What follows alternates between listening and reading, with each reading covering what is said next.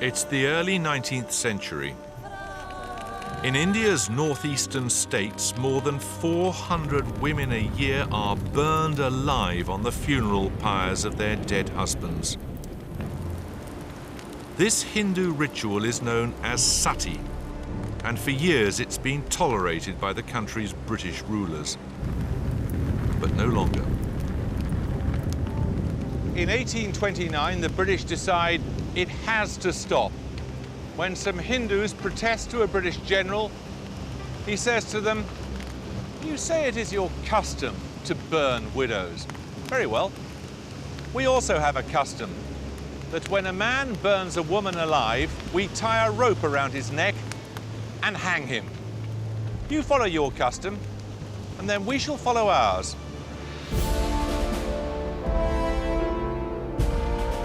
For many British people, the empire was all about doing good, by force if necessary. Some believed they had a duty to bring light into the world.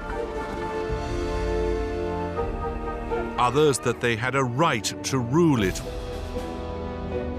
We really did know best. Both beliefs fundamentally changed the nature of the modern world, and they changed our sense of Britain's place in it.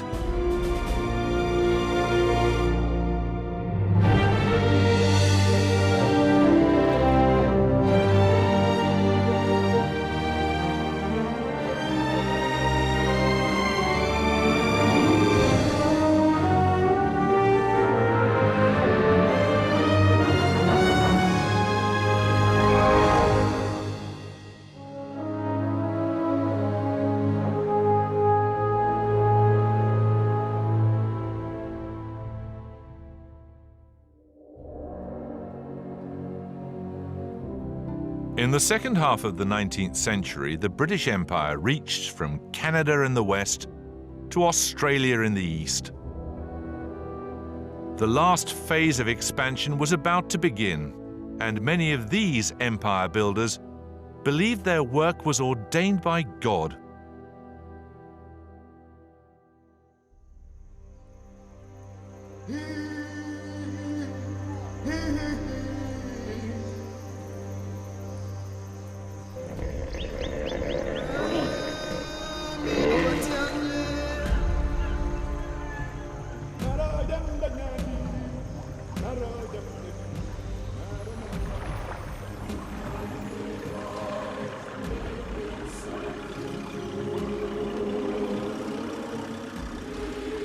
In the summer of 1861, a small party of white men found themselves travelling up the river Shiri in what is now Malawi.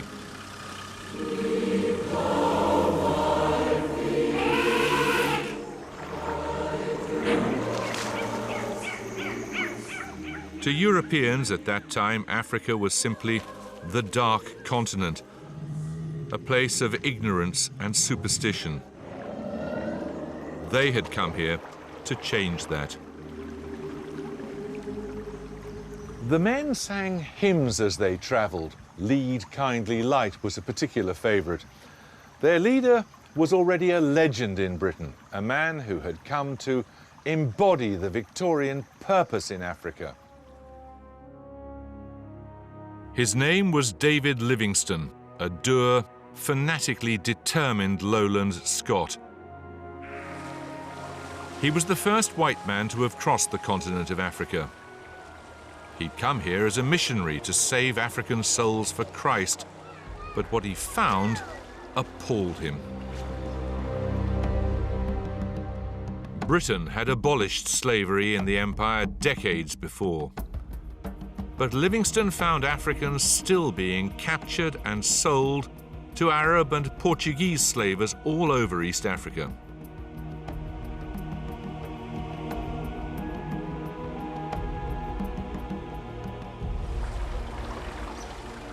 Now he and his companions dreamed of sowing the seeds of a new world here. One based not on African superstition and slavery, but on two Victorian obsessions: Christianity and free trade.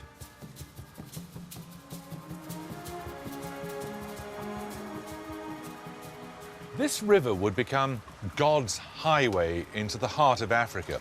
Down it would come African cotton and wheat and ivory and ostrich feathers, and up it, in exchange, would go clothes and tools and machinery made in Glasgow or Manchester.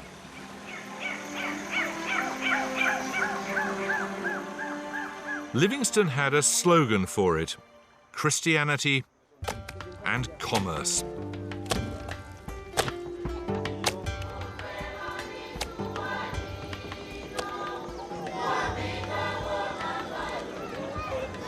This would be the empire's new civilizing mission.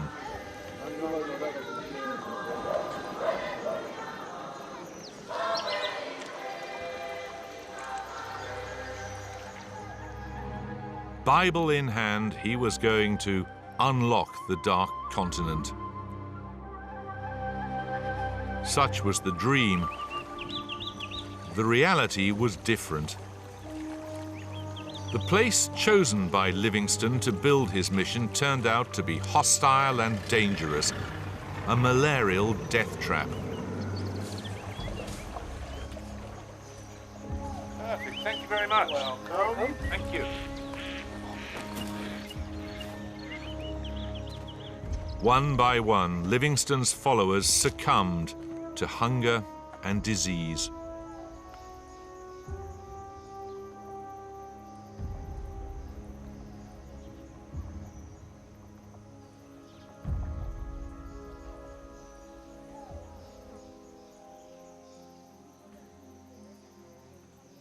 And this is all that remains. It's the grave of one of the missionaries, Henry de Wint Burrup.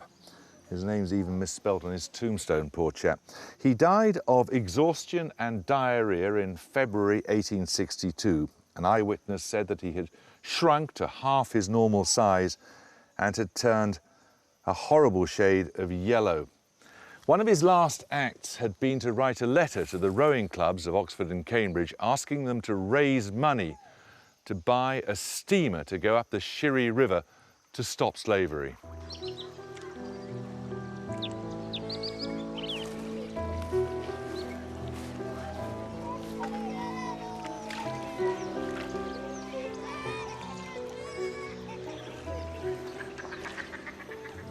Then, in 1865, after years of exploring the interior, the most famous missionary in the world vanished.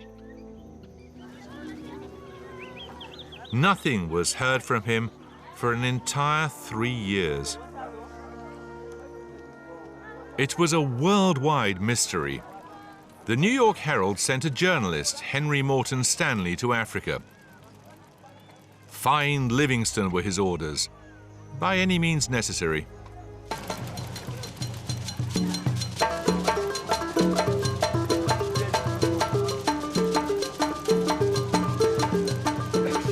Very strong man, eh? Very strong. And find him he did, in what would become one of the most celebrated encounters of the Victorian age. Stanley was a chancer, so we must take his account of the meeting with a pinch of salt, but here's what he says happened. As I approached, I noticed he was pale. He looked wearied. I would have embraced him, but he being an Englishman, I wasn't sure how he would receive me. So I walked up to him deliberately, took off my hat and said, "Dr. Livingstone, I presume?"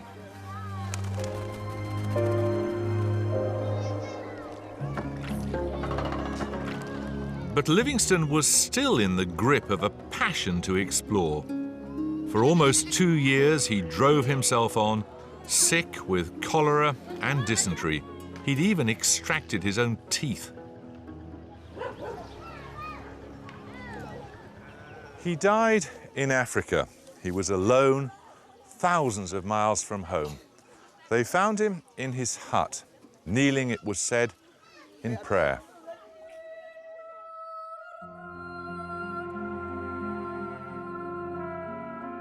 2 faithful servants, one of them a former slave freed by Livingstone, gathered up his body and carried it all the way to the coast. There they loaded it onto a ship bound for London. His heart, though, was buried in Africa.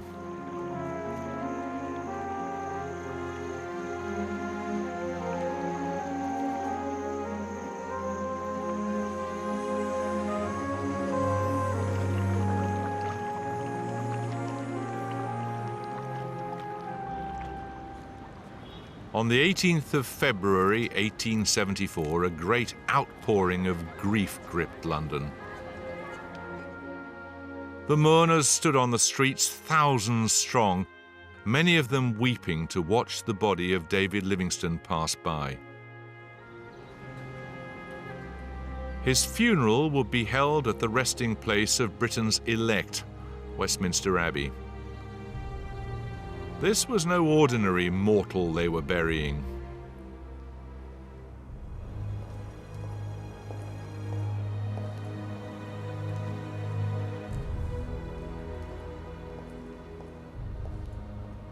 David Livingstone had become more than an explorer, more than a missionary. He had become a myth. His brave life and lonely death reassured a people busy conquering the world that the empire was about more than greed and domination. It was about sacrifice and justice and doing good.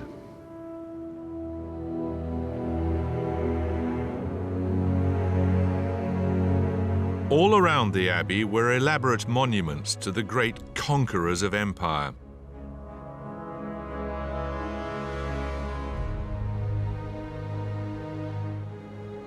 Livingstone's memorial was a more modest affair. Brought by faithful hands over land and sea, here rests David Livingstone, missionary, traveler, philanthropist. For 30 years, his life was spent in an unwearied effort to evangelize the native races, to explore the undiscovered secrets, to abolish the desolating slave trade of Central Africa. It's a simple slab of stone, but it lies right at the heart of Westminster Abbey because to many British people, what David Livingstone was trying to do lay at the heart of the British Empire.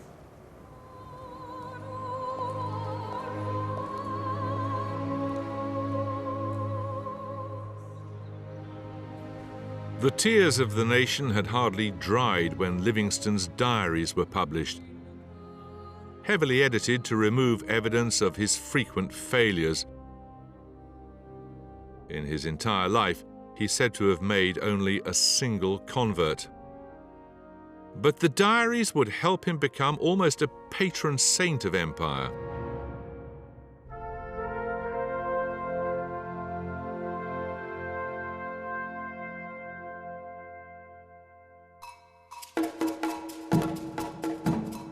Where Livingstone blazed a trail, other missionaries followed, though in slightly more comfort.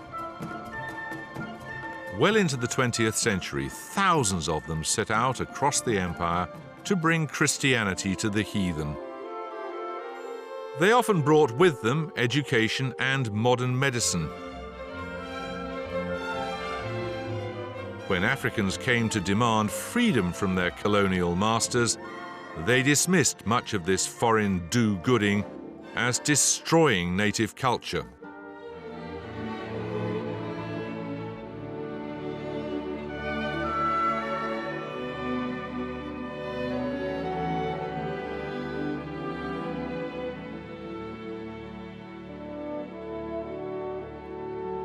Yet more than 100 years after Livingstone, much of the missionary legacy is alive and well.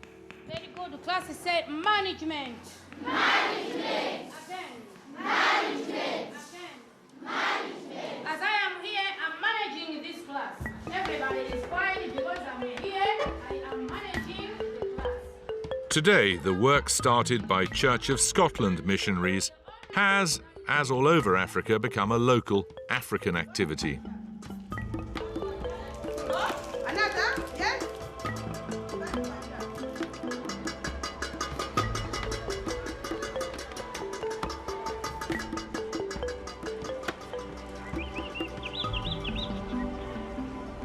The Nkolokoti Primary School was founded in 1935 in what was then the British colony of Nyasaland.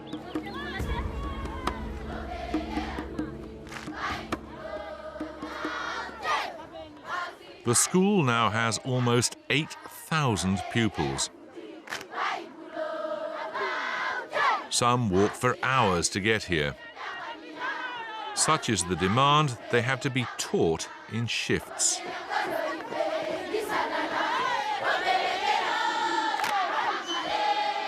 Missionaries have come in for a lot of stick for providing an excuse for flag planting and land grabbing. But the fact of the matter is that without missionaries, this school wouldn't exist.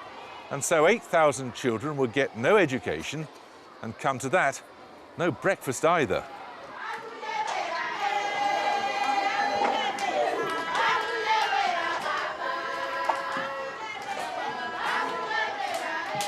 Mine's thicker than yours.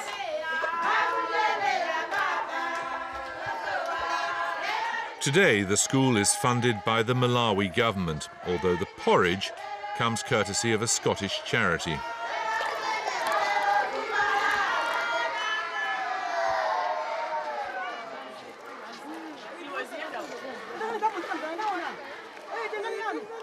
You know, we start very early in the morning. Some leave very early without eating. When they come here, they find porridge. They fill their stomachs. Yes. Now, what do you feel about the missionaries who started this school? They did a great job. And they assisted this area very much. Just imagine it was established in 1935. Up to now, we are still benefiting. This is a religious school. It is a religious school. So you teach them about Christianity? Yeah. We have a subject, Bible knowledge. Yeah. What do you hope they will learn in your school? They learn to be good citizens. We teach them to love each other, respect each other, respect elders. That's what we teach them.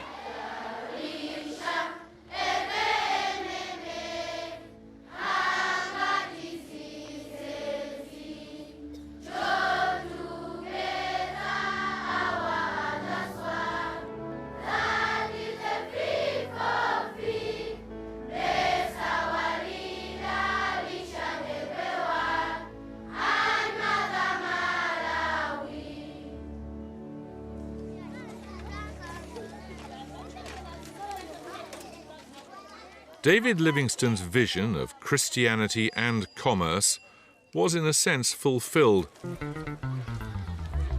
Where the missionaries led, the traders followed.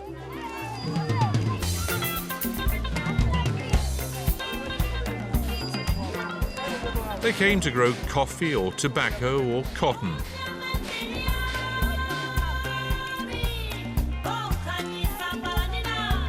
Their African workers, so went the plan, would be influenced towards Christianity.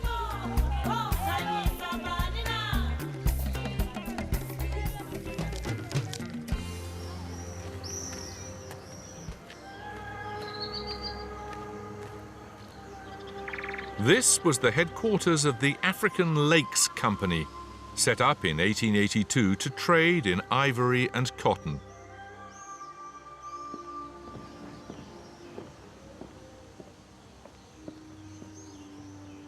To many Victorians, it seemed a marriage made in heaven, but too often, commerce and Christianity turned out to make extremely unhappy bedfellows. In 1893, a Scotsman came out to manage a huge cotton estate outside Blantyre in Malawi, named incidentally after David Livingstone's birthplace. The manager, William Jarvis Livingstone, was a distant relative of the missionary. But this Livingstone had rather different ambitions. He was here to make money. Like other settlers, William Jarvis Livingstone ran a harsh regime on the plantation. Floggings were said to be common. Resentment ran high.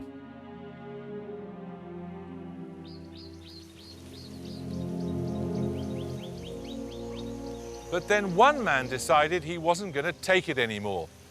And here he is on the Malawian 100 kwacha banknote. He's also on the 500 kwacha. In fact, he's on every Malawian banknote because the Reverend John Chilembwe is a national hero. He wasn't then, of course. To the colonial authorities, he was nothing but a dangerous nuisance. John Chilembwe had been educated in a Christian mission. He'd even been ordained a Baptist minister, and he liked to dress like a European gentleman. But John Chilembwe's upbringing had given him radical, even subversive ideas. The notion, for example, that all humanity was equal before God. His mission church next to Livingstone's estate became the centre for a movement which took as its motto, Africa for the Africans. On the afternoon of Friday, January the 22nd, 1915, John Chilembwe announced, "The time has come at last to fight back against our oppressors. You go out to fight as African patriots for the whole black race. Freedom is the cry of Africa. Our blood will mean something at last."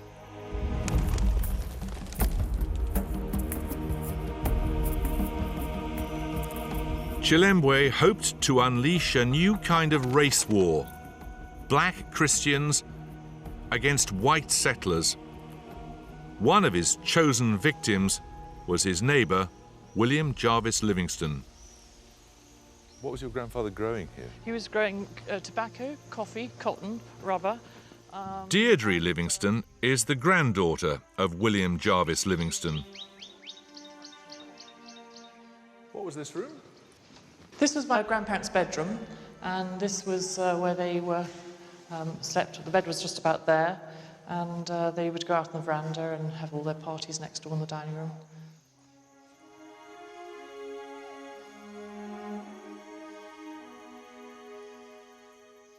Tell me what happened that night. The 23rd of January 1915, that was the night when Chilembwe's men decided to rise up against the white men. And my father was a tiny little baby, 6 months old, being bounced on the bed.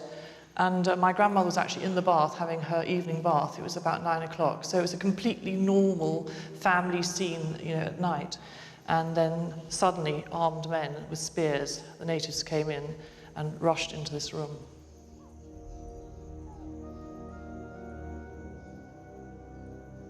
They went to attack my grandfather and speared him. Where was he speared? What part of his body? He was speared here. So she went over to try and get some port wine or brandy, the sort of usual things that they resuscitated people in those days. And then suddenly the other natives came in, and a whole bunch of them literally came in, and they cut off his head in front of her. They cut his head off? They cut his head off. What was absolutely desperate was my father, at 6 months old, was obviously just lying on the bed. And then I had my Aunt Nyassa, who was 5 years old, and she would have seen the whole scene because she was actually sprayed with the blood from the severed head of my grandfather. It was an absolutely desperate scene.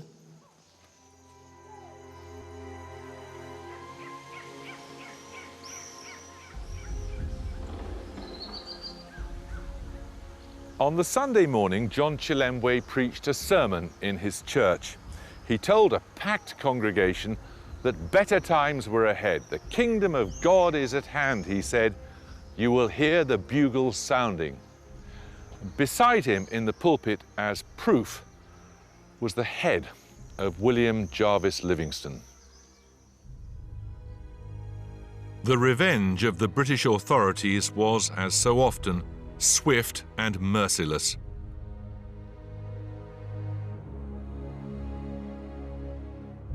Chilembwe's church was dynamited.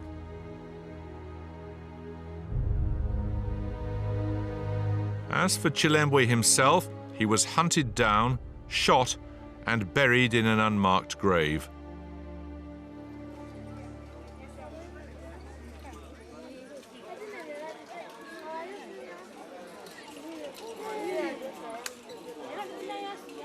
Today, his hometown is a shrine to the struggle against the British.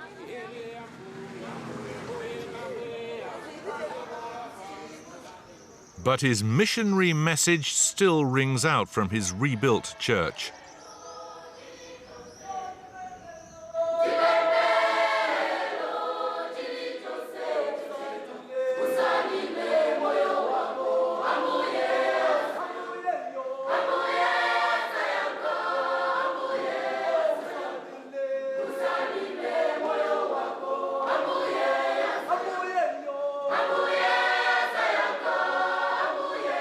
Like many Malawians, the congregation of the church he founded looked on John Chilembwe as a hero.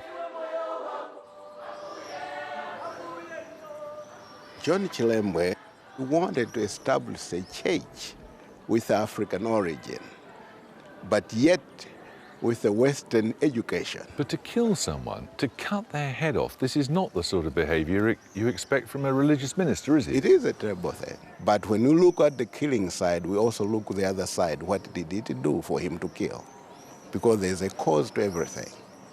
You can kill too. When you reach at a certain stage, say, I want to take your family, I want to kill your family, you can kill too. So we don't know what happened. It's just a mystery. And you admire him? Yes, we do admire him in Malawi, but we admire him because of his teaching when he established the church, because he wanted people to be self-sustaining, work hard. He brought that idea.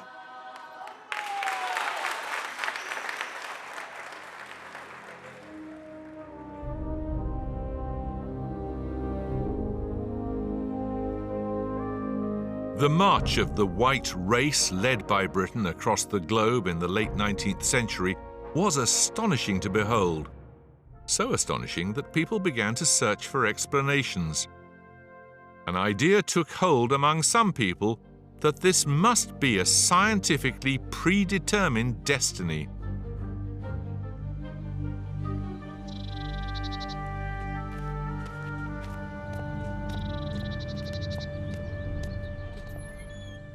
In 1863, the members of the Anthropological Society of London gathered to hear what was billed as a scientific lecture.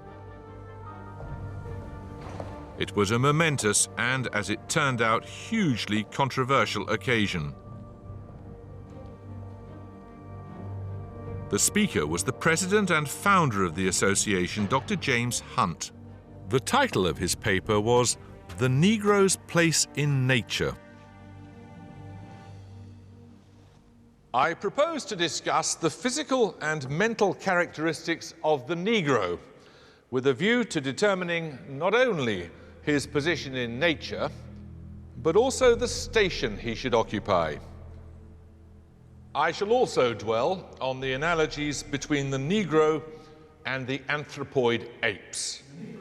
What followed was over an hour of racist nonsense dressed up in the pseudo-technological language of scientific observation. The skull is very hard and unusually thick, enabling Negroes to fight or carry heavy weights on their heads with pleasure.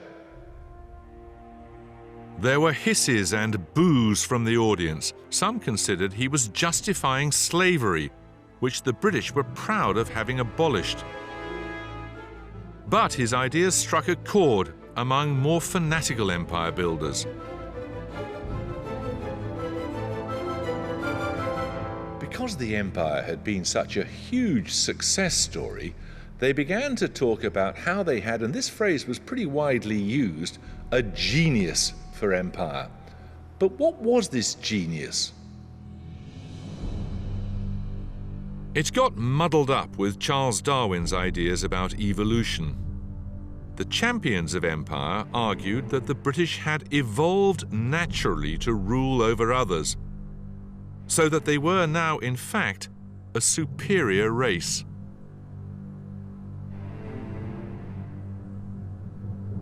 Everywhere we see the European as the conqueror and the dominant race, and no amount of education will ever alter the decrees of nature's laws.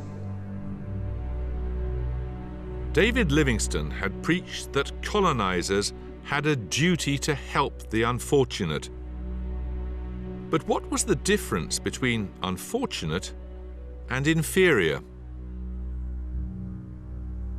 A conviction took hold that helping meant ruling.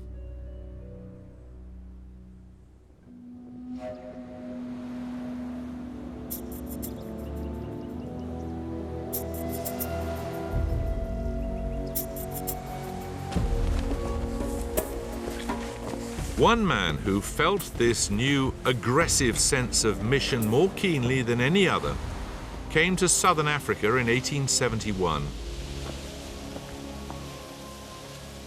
His name was Cecil Rhodes, and you need a fistful of adjectives to describe him. He was bold, he was buccaneering, he was brilliant, but he was also brash, brutal, and bigoted. He added great tracts of Africa to the empire, on the principle that, as he put it, we are the first race in the world, and the more of the world we inhabit, the better it is for the human race. The empire was built or stolen from others by mavericks, and Rhodes was the maverick's maverick. He did as he pleased and only told the politicians in London afterwards. He made war. He created colonies off his own bat. Rhodes called the English God's chosen instrument in carrying out the divine idea.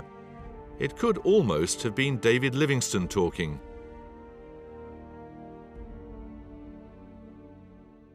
But where Livingstone saw his duty as being to serve, Rhodes had other ideas. Africa lies ready for us, he told his supporters. It is our duty to take it.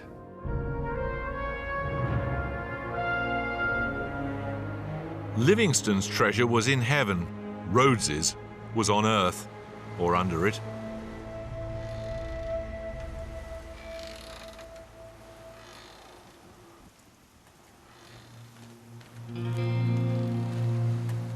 He made his fortune in a diamond town.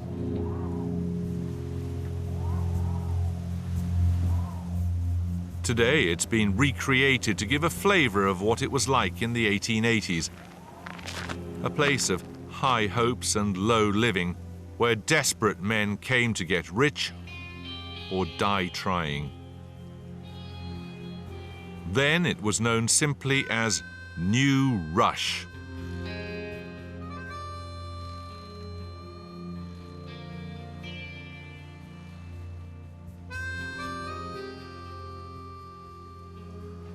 The Colonial Secretary, Lord Kimberley, thought the name New Rush was altogether far too vulgar, and as for the Dutch name, Vooruitzicht, well, frankly, it was just about unpronounceable. So a grovelling official said, would the name Kimberley be acceptable? Most acceptable, said his lordship. Rhodes's power base was the Kimberley Club, where Southern Africa's business elite gathered.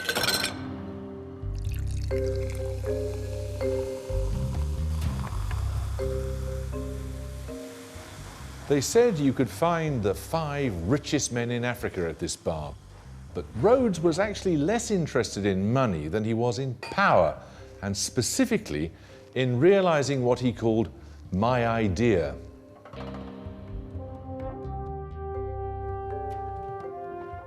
That idea, he said, was the bringing of the whole uncivilized world under British rule, and he knew his own part in it.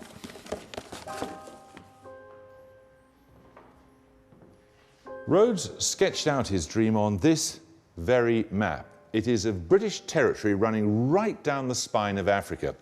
In pencil, he drew the proposed course of a railway line that began at the Cape at the tip of southern Africa, up through South Africa, through what is now Zambia, on into Uganda, into Sudan, and then to Cairo on the Mediterranean.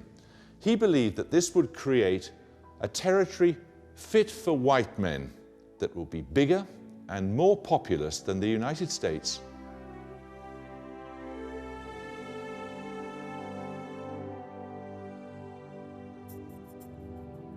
Here in the Kimberley Club, Rhodes planned the next stage of the conquest of southern Africa.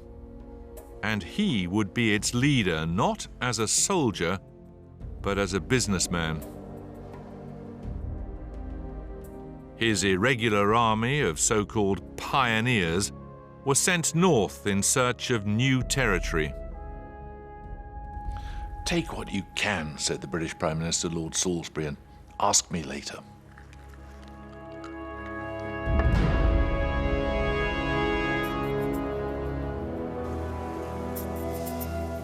Rhodes's aim was, as he put it, to set up mining companies, cultivate the land, and preserve peace and order. In other words, to invade. Through a combination of treaties which later turned out to mean not quite what they seemed to mean at the time, bribery and liberal use of the machine gun, they carved out a huge swathe of Africa, now known as Zimbabwe, but then named Rhodesia after their leader.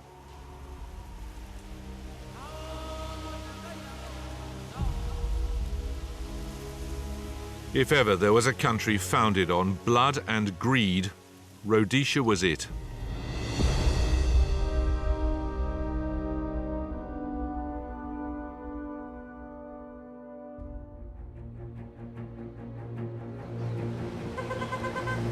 Rhodes would become Prime Minister of the Cape Colony, later South Africa, the nation that gave the world apartheid.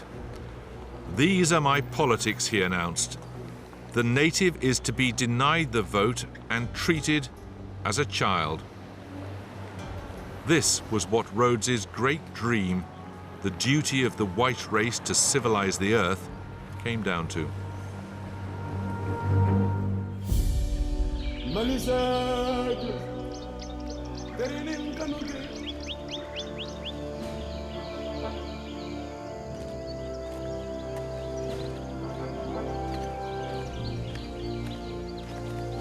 Rhodes's triumphalist vision of empire was partially fulfilled.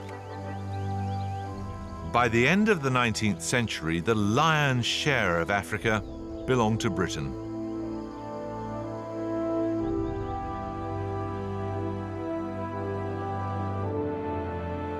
But the business of actually running the world's untidiest empire was a rather more humdrum affair.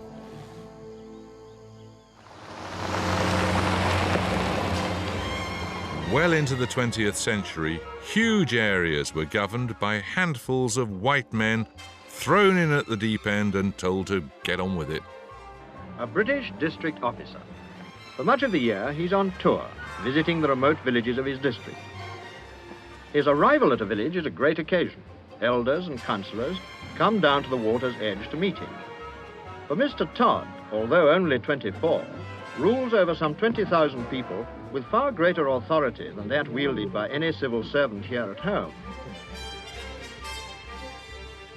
They were called district officers, but they usually had dozens of jobs: magistrate, tax collector, coroner, chief of police.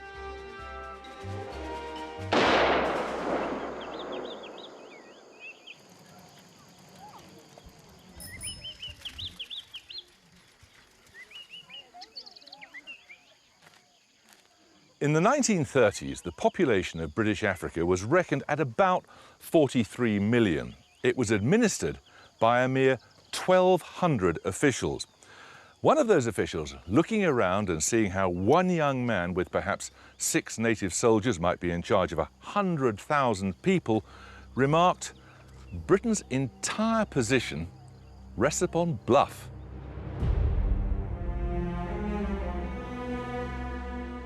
One of the ways this enormous bluff worked was through a rather British invention called indirect rule. All over the empire, local rulers were persuaded, bribed, or threatened into throwing in their lot with the British.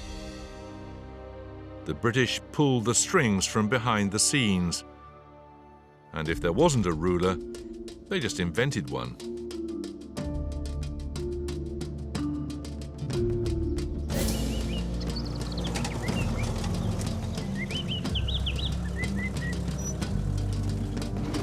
District officers in Africa were therefore supposedly ruling alongside the local chief.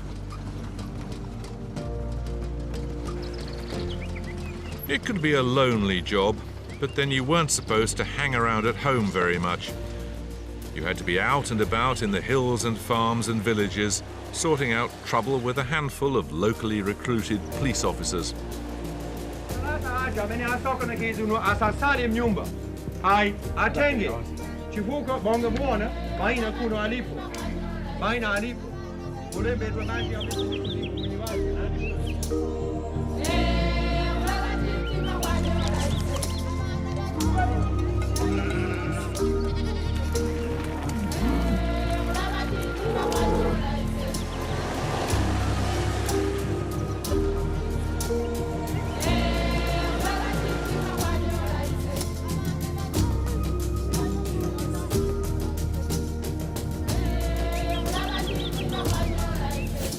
As for preparation, well, if you could survive a British public school, you could survive anything.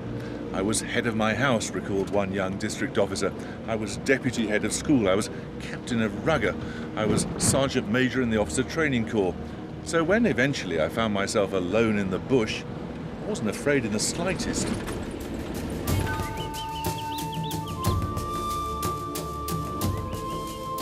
Quite often it worked pretty well. One European writer travelling through British Africa was certainly impressed.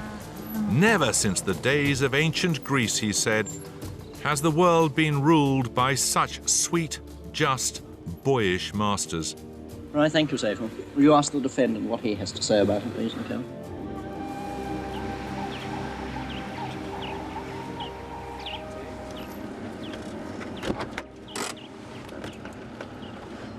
One of them still lives just outside Nairobi in Kenya, though inevitably no longer quite so boyish. Jeremy. How do you do? Very good to see you. Thank you for having us. More than welcome. Thank you. When you look at it, there were such small numbers of people making the empire work. How do they get away with it? I think it's fair to say they trusted us. And we trusted them. Mutual respect, mutual trust. And they did what was required of them. We did what was required of the government. You say you would do what was required of you and they would do what was required of them. But what right did you have to require them to do anything? They were the heads of their tribes. The government needed to exist. I think we all agree governments, good or bad, are necessary. And they found it probably as satisfying as we did. Did you ever wonder what you were doing? What am I doing here? Well, our basic raison d'etre, if you like, was to maintain law and order. But of course, in the face of lots of well-armed and large gangs, it wasn't so easy. Did you ever question what the empire was for? No, it was there and one accepted it. Some people say the empire was an unjustifiable mistake, an imposition on the rest of the world. What would you say? In order to maintain safety for trade, it needed government. So the one followed the other. It had to. Did you think you were doing good? Yes.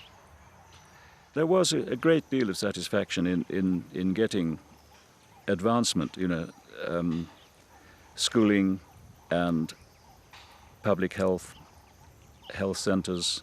They may not have liked us. I still, to this day, when I go down to Kilifi, where I have a little house on the beach, they'll sometimes see me in the town and greet me very warmly. So it can't all have been bad.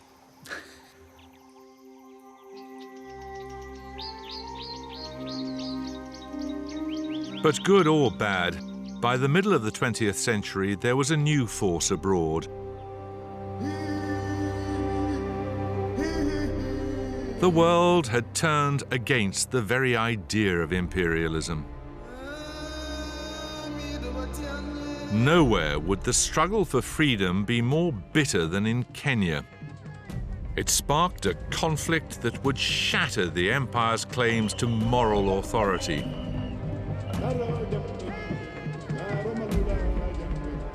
White settlers in Kenya had done well for themselves farming the fertile highlands.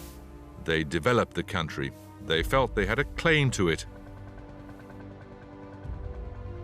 Many native Kenyans, especially those Kikuyu who'd been displaced, felt otherwise.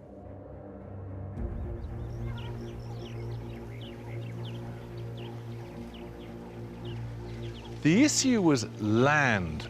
As one Kikuyu explained to a visiting British politician, when someone steals your ox, it's killed and roasted and eaten, you can forget. But when someone steals your land, you can never forget.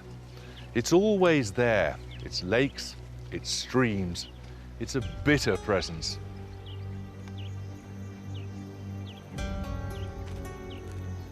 The division of the spoils in Kenya was not exactly equal.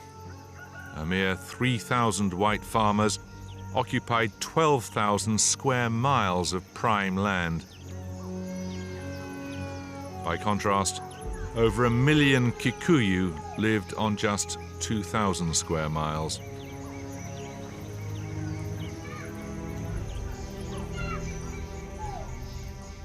But the settlers were tough characters, and they were in no mood to compromise.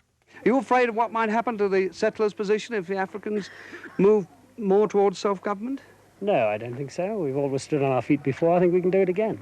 Do you think your property is likely to go? Do you think you'll be in a difficult position? Not without being fought for. Would you fight? Definitely. If I've done it all my life.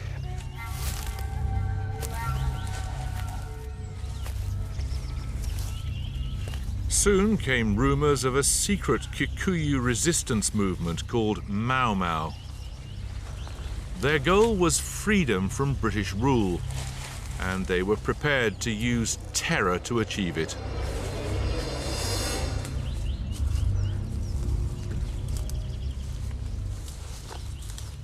Mystery and fear were part of what the Mau Mau were about.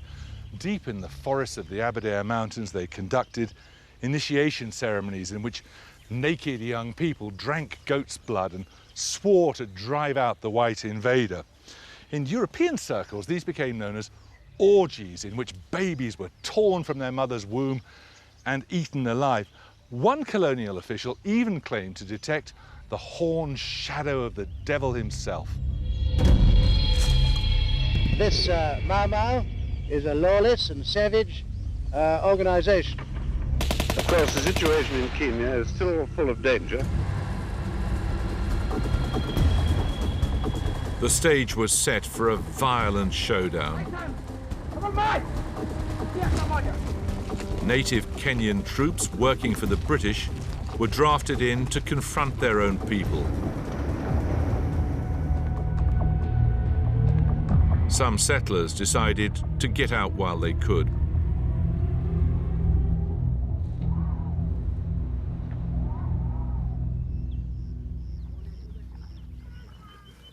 But while the whites felt under threat, the people who really suffered were other Kikuyu, those who chose to stay loyal to the British. On the night of March the 26th, 1953, the area of Lari, here on the edge of the Great Rift Valley, was attacked by the Mau Mau. The people here were largely loyal to the colonial government. It was the middle of the night, so most of the villagers were asleep. The Mau Mau came to their huts, blocked the entrances, set fire to them, and then went to work with axes and machetes. These pictures arrive from Kenya.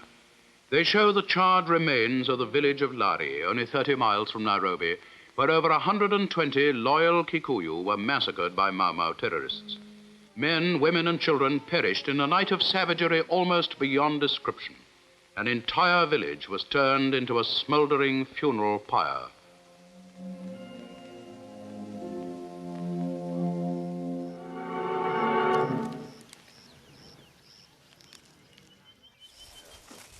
Alice Wanjiri Kimani, or General Alice as she then was, led the Mau Mau raid on Lari. She's now aged 81 and still lives and farms near the village. Hoodie, Good morning, Tom. you're Alice. Hello. Hello. Oh, Nice to meet you. God, that's a heck of a handshake. Careful. Thank you.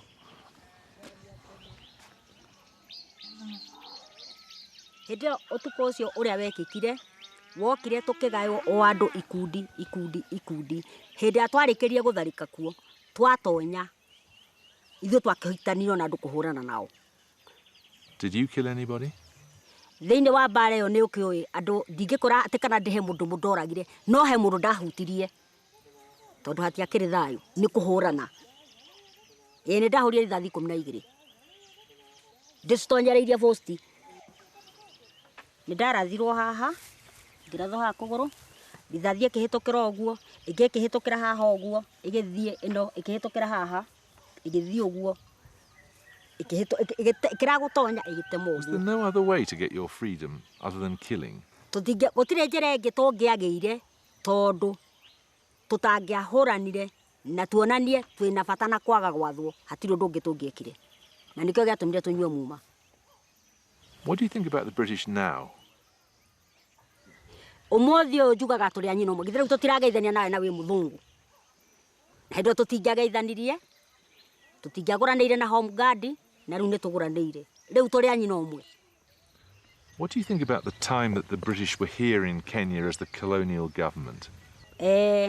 Tiga nĩ gũtũtunya mĩgũnda matũtunyire na gũtwatha na ũmakoroni nĩ gwakũrĩte kwĩ rĩu tondũ rĩu ithuĩ tũrahũrana na tũtiĩkĩra tũrahũranĩra. Would the country have been better if they hadn't been here? Ndũ hĩndĩ ĩyo tũtiathomaga ta niĩ ndirĩ mũthomu na thikũ ici ona kana kaigana ũguo gakairĩtu ge thukuru. Talk about a mixed verdict. But imperialism's time had passed.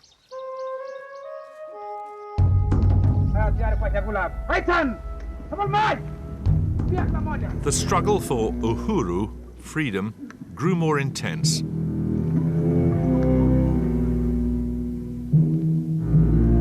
The authorities rounded up Mau Mau suspects thousands at a time, herding them into vast internment camps.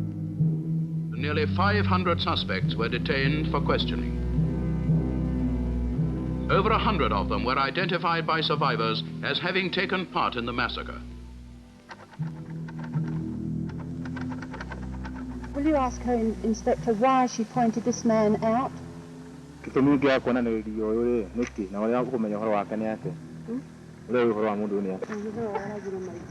one who killed my mother.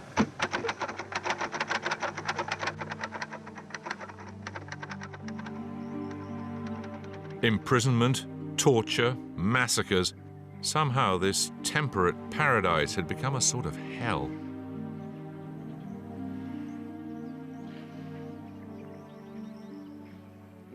The world looked on and wondered, was this the empire that claimed to be doing good in the world?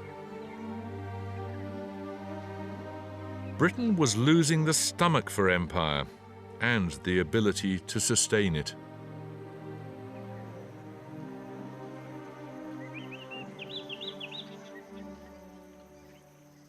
Much to the disgust of many farmers in the White Highlands, Kenyan nationalist leaders were summoned to London for negotiations. Uhuru was finally within their grasp. At the Uhuru Stadium, the Articles of Independence were handed by the Duke to the country's Prime Minister. Joyful citizens of the new state celebrate their independence in the most African of all ways by dancing till they're ready to drop. As the 1960s dawned, one colony after another demanded and got independence.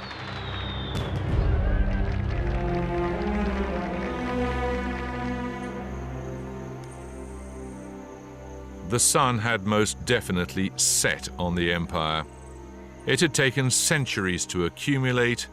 It was gone in a couple of decades.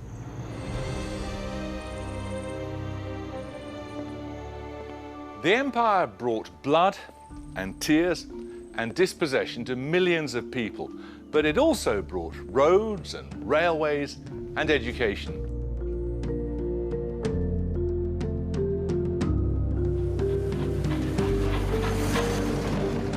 There is no simple judgment to be made on 3 turbulent centuries of history. Once, the official line was that apart from the odd blip, the empire was a good thing, not just for Britain, but for the world.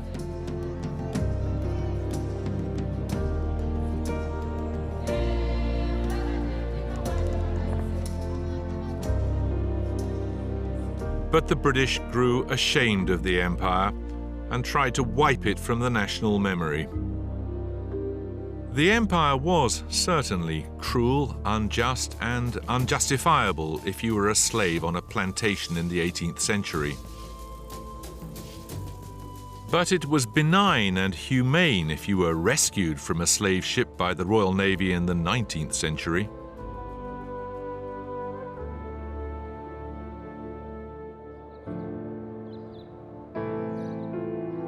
For good or ill, much of the world is as it is today because of the empire. From the way it looks,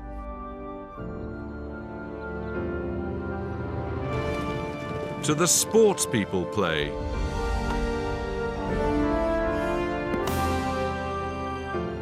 from the religion they practice, to the language they speak,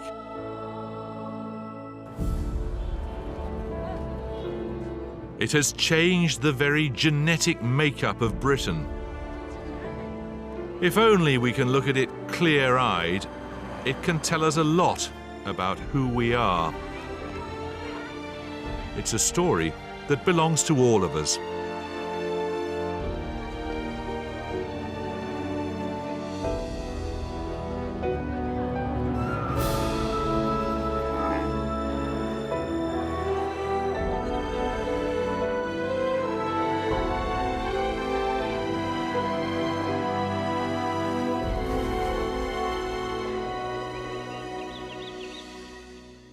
We've been through pride, we've been through shame. Mostly nowadays we seem to be in denial. But if we really want to understand who we are, it's time we stop pretending the empire was nothing to do with us.